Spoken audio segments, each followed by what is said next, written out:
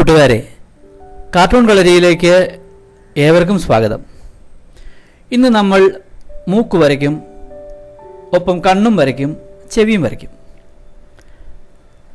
ഞാൻ പേപ്പറിൽ ചില മൂക്കുകൾ വരച്ചു തുടങ്ങുകയാണ്. പെൻസിൽ ഉപയോഗിച്ചാണ് വരയ്ക്കുന്നത്. നിങ്ങൾക്ക് കാണാമല്ലോ അല്ലേ?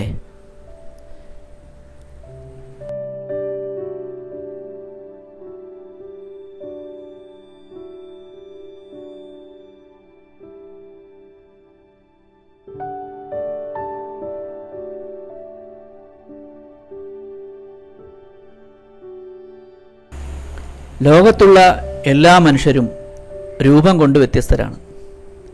പല പ്രത്യേകതകളുണ്ട് എല്ലാവർക്കും. ഒരു മനുഷ്യൻ്റെ മുഖം വരയ്ക്കുമ്പോൾ കണ്ണും മൂക്കും വരയ്ക്കാൻ പഠിക്കേണ്ടതുണ്ട്.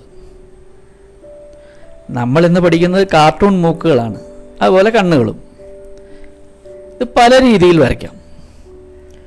മൂക്കുകൾ എത്രയോ രീതികളിലാണ് മൂക്കുകളുള്ളത്. നമുക്ക് ചുറ്റുമുണ്ട്. നീണ്ട മൂക്കുകൾ, പരന്ന മൂക്ക്, വളഞ്ഞ മൂക്ക്, പതിഞ്ഞ മൂക്ക്, അങ്ങനെ അങ്ങനെ അങ്ങനെ അങ്ങനെ പോവും. ഇതൊക്കെ സൂക്ഷ്മമായി നിരീക്ഷിച്ച് ചുമ്മാ അതങ്ങ് വരച്ച് നോക്കുക. കുറേ വരയ്ക്കുമ്പം തീർച്ചയായും ശരിയാവും. ശരിയാകാതെ എവിടെ പോകാനാണ്? അതുപോലെ നിരന്തരമായി വരയ്ക്കുക. വരച്ചത് തന്നെ പിന്നെയും വരയ്ക്കുക. തുടർച്ചയായി വരയ്ക്കുക.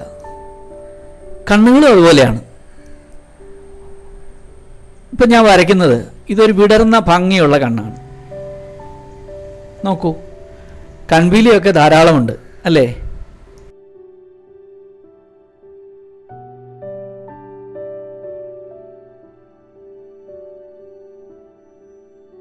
ഈ കണ്ണ് വളരെ ചെറുതാണ്. ഇതിനെ ജപ്പാനീസ് എന്നോ ചൈനീസ് എന്നോ വിളിക്കാവുന്ന കണ്ണാണ്.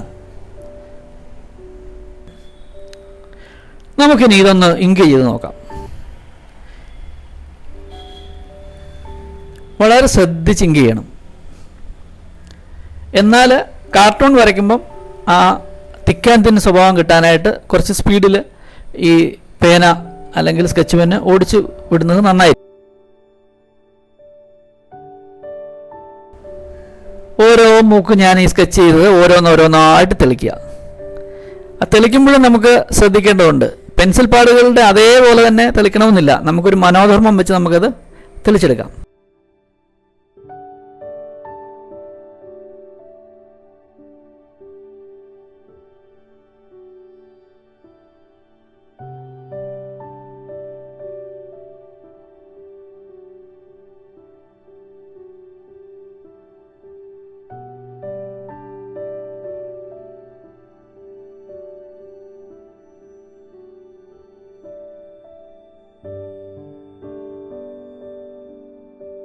നോക്കൂ, ഞാനൊരു പരമ്പരാഗത വേഷധാരിണിയായ ഒരു ചൈനീസ് യുവതിയെ വരയ്ക്കാം.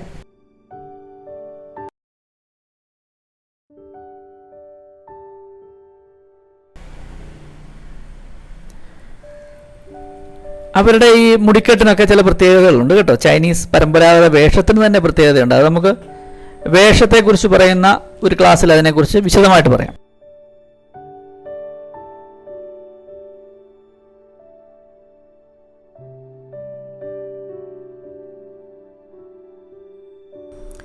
ഈ ചെവികളും ഇതുപോലെ വരയ്ക്കാം കേട്ടോ. ചെവികളും പലതരമാണ്, പല രീതിയിലുള്ള ചെവികൾ. ഈ അമ്മമ്മമാരുടെ തൂങ്ങിയാടുന്ന ചെവികൾ കണ്ടിട്ടില്ലേ? കാതിൽ വലിയ തോടയിട്ടുണ്ടായതാ. പല ദേശക്കാരും ഇതുപോലെ ചെവിയിൽ വലിയ ആഭരണങ്ങൾ ധരിച്ച് ചെവി തൂങ്ങിപ്പോവും.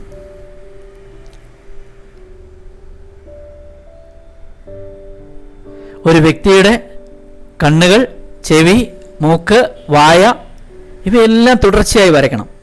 അപ്പോൾ ശരിയായി വരും. തുടർച്ചയായി വരയ്ക്കുക എന്നുള്ളത് മാത്രമാണ് ഈ എക്സസൈസിലെ ഏറ്റവും പ്രധാനം.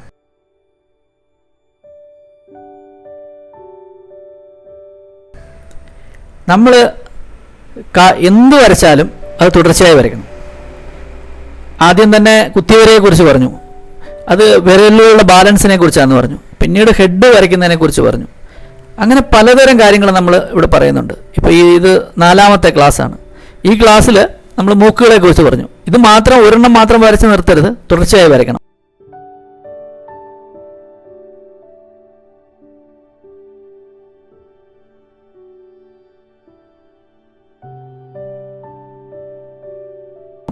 നിങ്ങൾക്ക് ഈ ക്ലാസ്സുകൾ ഇഷ്ടപ്പെടുന്നുണ്ടെങ്കിൽ കമൻറ്റ് ചെയ്യണം, അതുപോലെ തന്നെ ഷെയർ ചെയ്യണം, സബ്സ്ക്രൈബ് ചെയ്യണം. അങ്ങനെ വന്നാലേ നമ്മുടെ ചാനൽ കൂടുതൽ മുകളിലേക്ക് വരത്തുള്ളൂ. നിങ്ങളുടെ സപ്പോർട്ടാണ് ഏറ്റവും പ്രധാനം.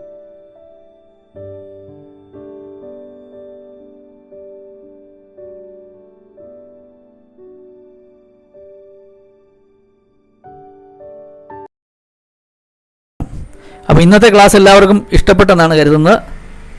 വീണ്ടും നമ്മുടെ ആ റൊട്ടേഷൻ അനുസരിച്ച് കാർട്ടൂൺ കളരിയുടെ അടുത്ത ക്ലാസ്സിൽ നമുക്ക് വീണ്ടും കാണാം. അതുവരെ ഗുഡ് ബൈ.